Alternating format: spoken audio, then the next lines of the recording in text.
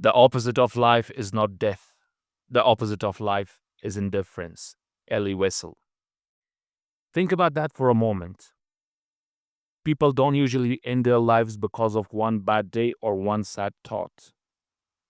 They reach the edge when they feel invisible, when their pain becomes louder than their hope, and when the people around them, family, friends, society, even the government, act with indifference. Indifference is deadly. It looks like a family member saying, "Stop being dramatic." It looks like a society that insists real men don't cry. It looks like leaders who argue we have bigger problems than mental health. Every time we dismiss, ignore, or minimize someone's pain, we tighten the rope around them. So today, we're asking the uncomfortable questions. Who is really behind suicides? Is it the family, society, the government, or are all of them silent contributors in ways we don't want to admit? Why do so many people, over 700,000 every single year, make this tragic final decision? And most importantly, who must be questioned if we want to stop losing lives? The numbers we don't want to look at, and they don't lie. Each year, over 700,000 people worldwide die by suicide.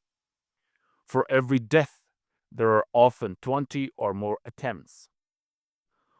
Most suicides occur in low and middle income countries, not because lives are weaker there, but because support systems are thinner and stigma is heavier. We argue about blame while people disappear in plain sight. Who's behind suicides? Family? Society? Government? The truth is, suicide is multi-causal. Rarely does one even push someone over the edge. It is a chain reaction, and behind that chain stand systems and cultures that fail to catch people. The hidden criminals are often silence.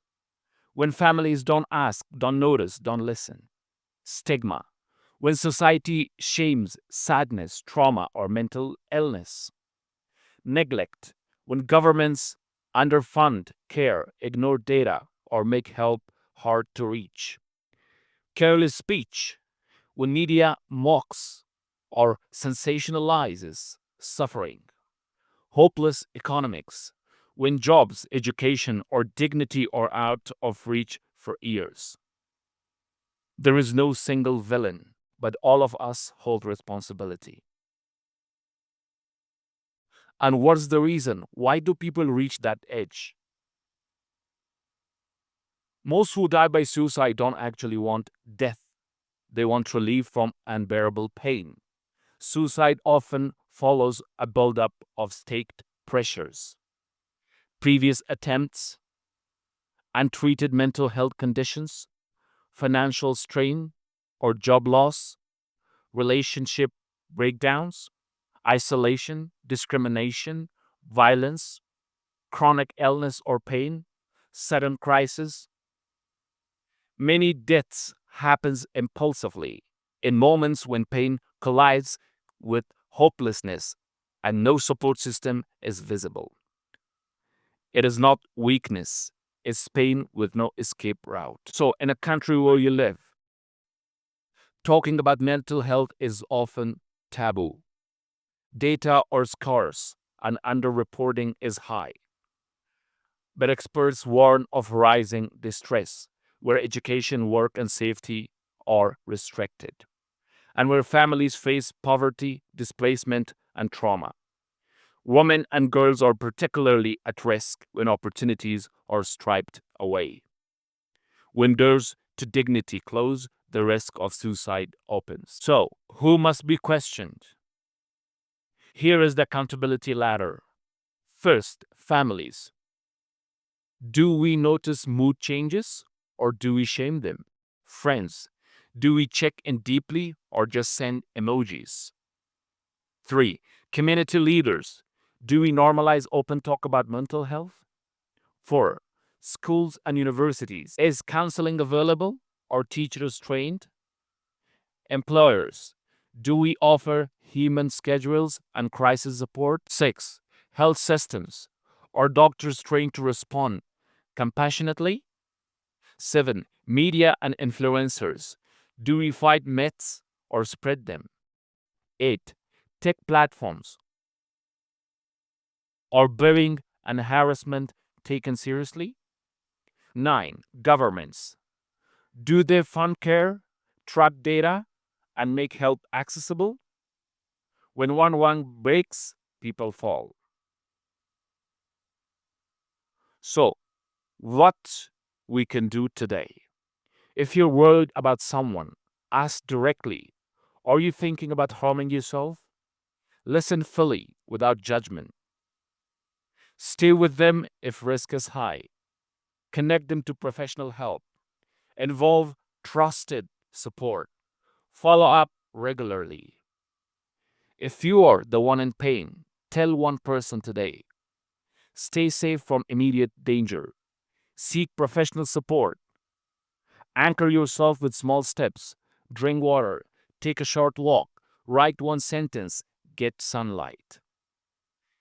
If you lead a group, post a sign. It's okay to ask for help. Keep a one-page list of local helplines. Train at least one person in psychological first aid. Build a no bullying, no shaming culture. Prevention works. Countries lower suicide rates when they fund mental health services, train community gatekeepers to spot risk, reduce access to lethal means, collect accurate data, fight stigma with real action. Communities improve when they also address unemployment, poverty, violence, and discrimination as public health issues. Our government's budget is a moral document. If it ignores mental health, it ignores lives. No despair is permanent. Nights feel endless, but they always end. If you're alive today, your story isn't over yet. Hold on, reach out, stay. And if you know someone who's hurting, don't be indifferent. Your one act of care could be the thread that keeps them alive. This was Bilal Hamza. If this episode moved you, share it with one person who might need light tonight. Stay safe. You matter. Peace and love. Hamza.